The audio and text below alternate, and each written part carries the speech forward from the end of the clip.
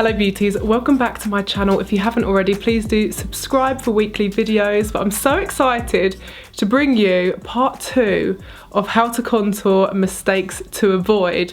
I cannot believe how many people have watched my first how to contour video. But let's get straight into it. I am going to be going back to basics and covering a few things that I have spoken about on my initial do's and don'ts, but I'm going to make it more to the point, concise, and show you my exact routine on this side that I do from start to finish when it comes to contouring, and then again show you common mistakes that people make on this side of my face. So most of us, even if we don't wear a lot of makeup, would probably use a bronzer to add a bit of warmth and definition, and that means, in my opinion, that you need to know how to contour to just really enhance and make the most of your beautiful features. And let's get this straight, contouring and bronzing are two different things. Now, that's not to say that I haven't used a bronzer all over to create definition before, but when we're looking at the two different techniques, they are different, and different products accommodate and have different shades to complement those techniques too. So throughout this tutorial, I am going to be showing you a few of my ride or die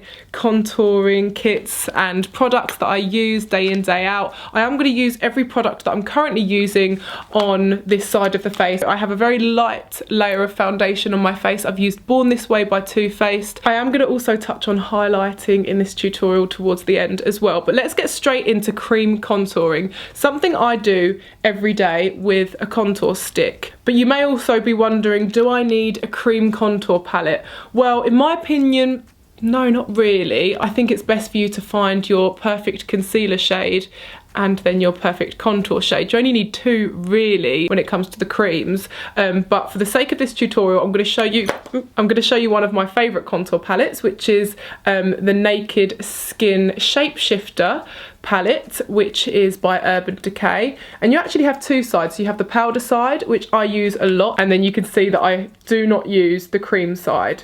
But I am going to show you a few mistakes that people do make when it comes to cream contouring. So first of all, I see people paint in all the areas that you think that you're supposed to add concealer, and then go straight in with also creating the lines with the dark contour shade.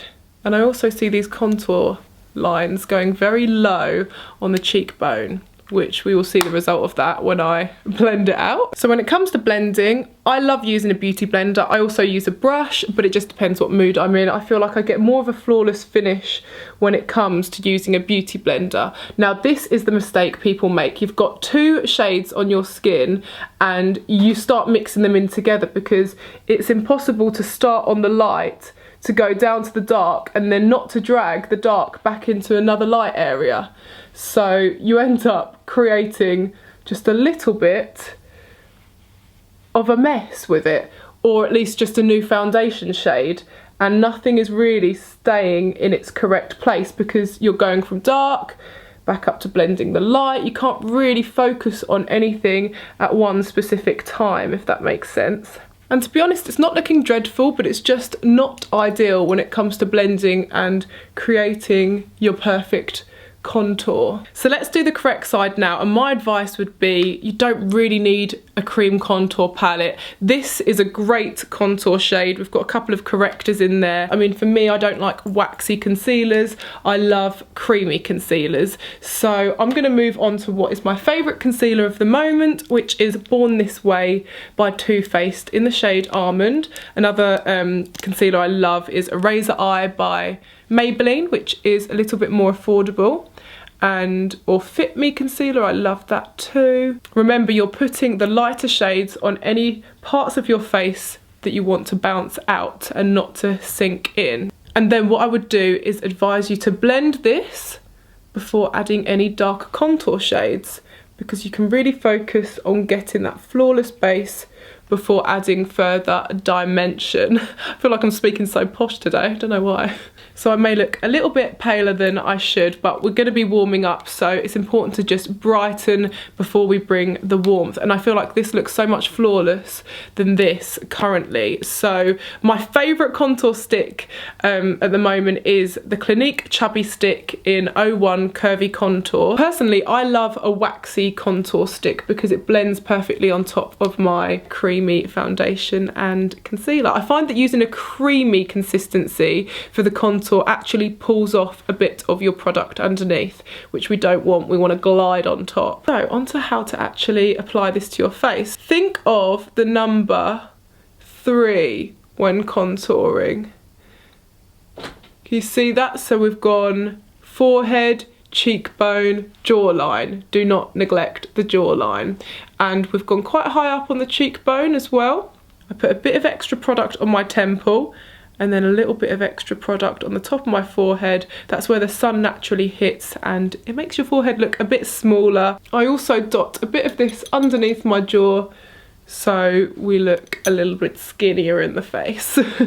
I also put a bit under my lip, down my cupid's bow, and a tiny bit down the sides of my nose and on the nostrils. And this is what I'm left with, which I do pretty much every day with this exact product. And then we blend. My tip would be to always blend in an upward motion when it comes to doing, well, especially the cheekbone part, because we want to lift those juicy cheeks and make them look chiseled. We don't want to bring it down and make your face look like it's sagging. And just take your time. You don't want to drag the beauty blender. It will do its thing. Make sure it's damp and it will blend it all in for you. You just have to trust the process.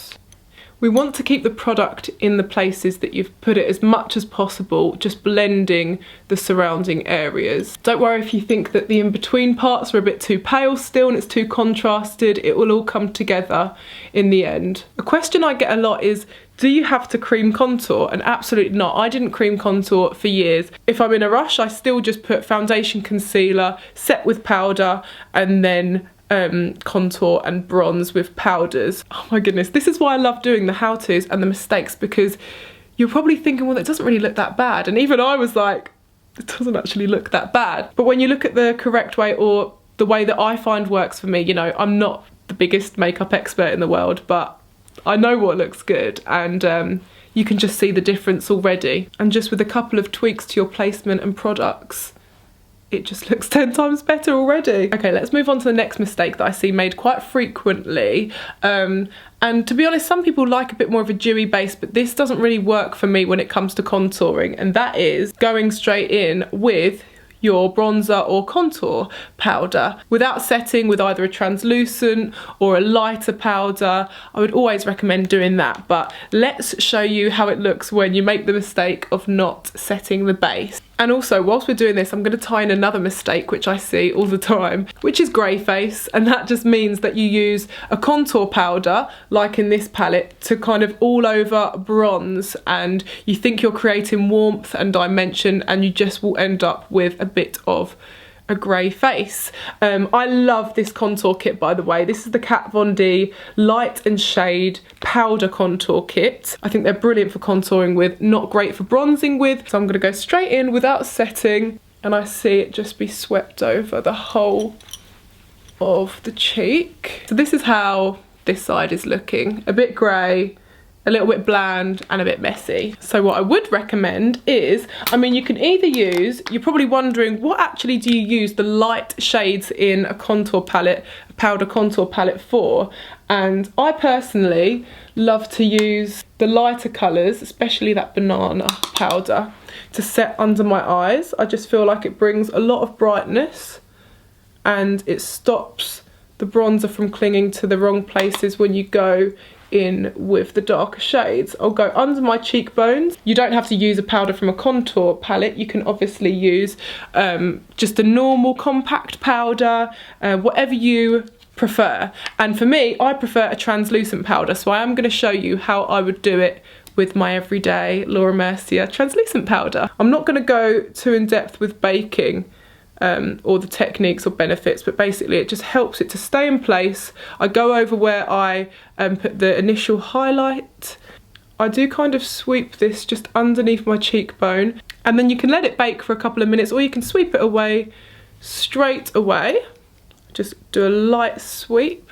And now we're going to go in with the bronzer. So I'm going to use my favourite Hoola Caramel by Benefit Cosmetics. It's just such a beautiful warm toned bronzer. But to be honest, like, I'm not opposed to carving out everything first. I just want to kind of bring a little bit more warmth to my skin before I go crazy with contouring. So with bronzing, you are mindful of the areas that you contour, but you can just afford to dust this further and to warm up the parts that are starting to look a little bit pale. With a bronzer, you can go a little bit more on the apples of your cheeks. You're kind of using this to adjust your skin tone to the perfect complexion before adding any further contour. So if I'm being honest with you, if I was going to just need one step to bring my face to life with contouring or bronzing, I would just use a shade like this. I would just dust it over and call it a bronzed face and not a contoured face, if that makes sense. But this is how to contour. So let's move on to the next step, which is contouring with powder. I mean, look at that. And then look at this. I really hope you can appreciate the difference.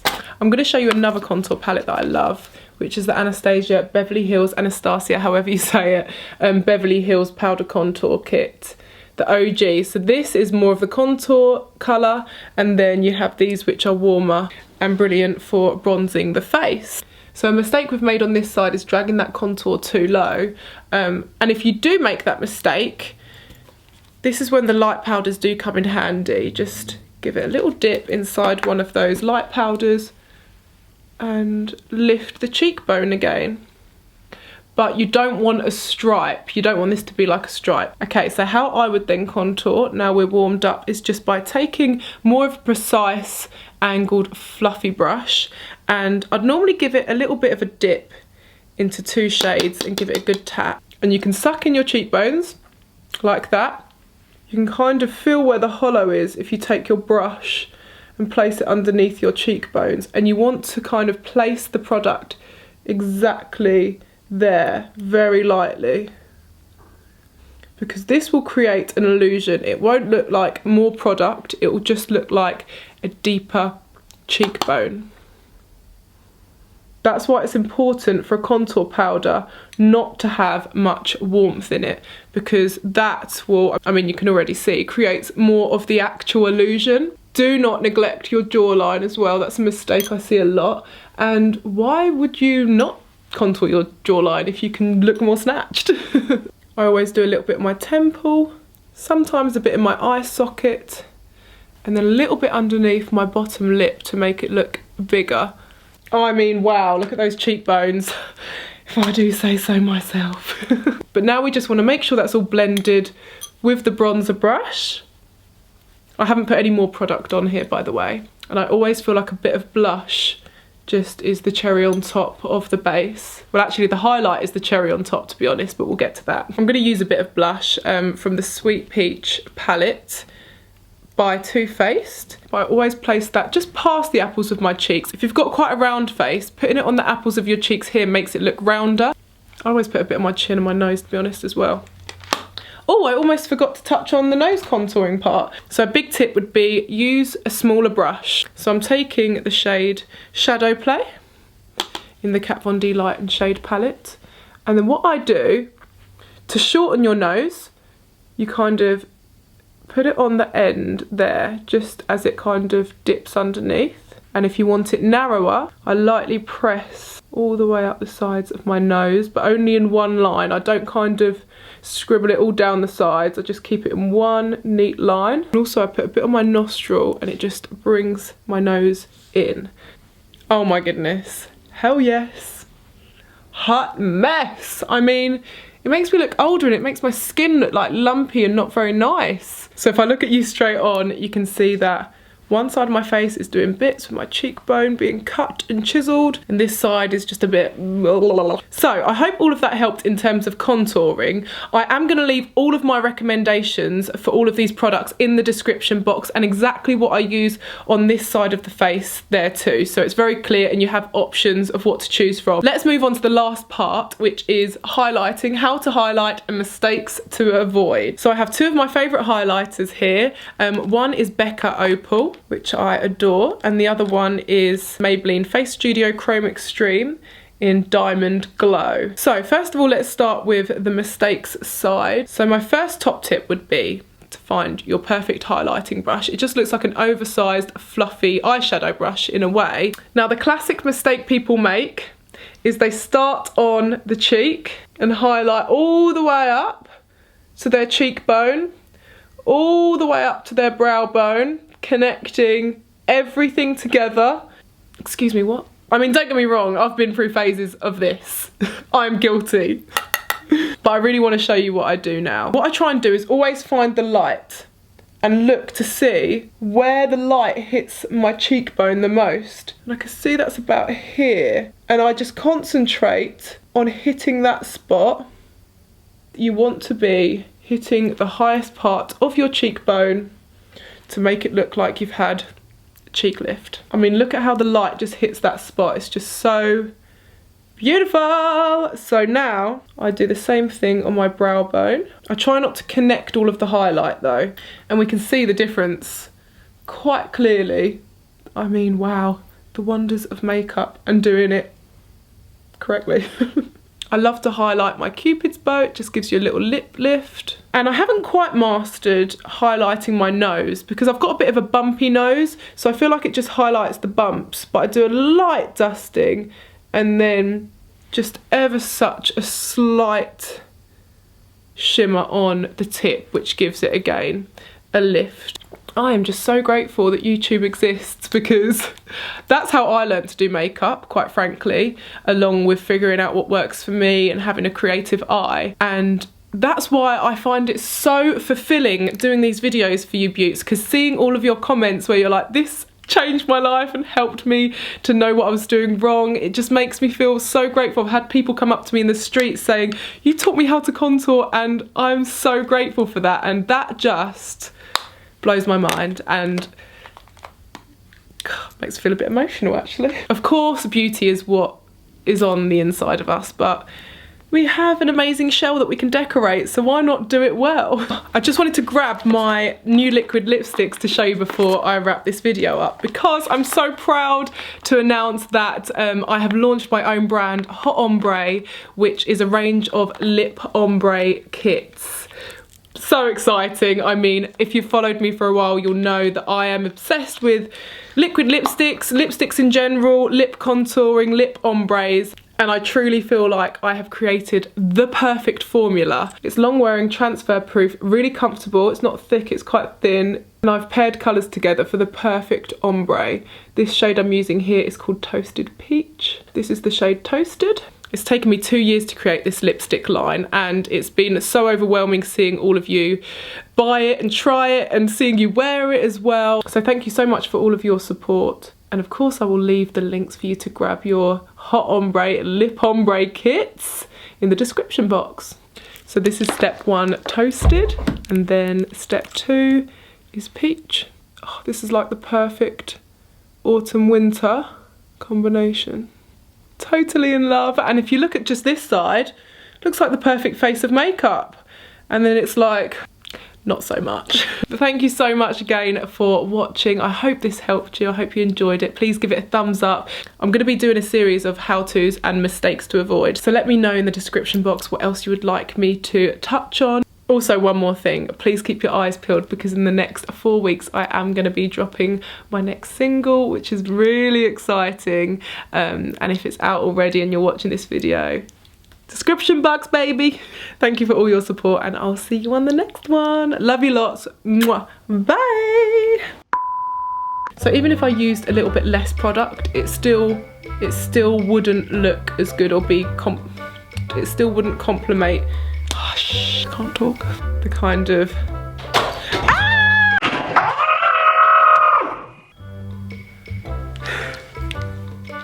My light just broke.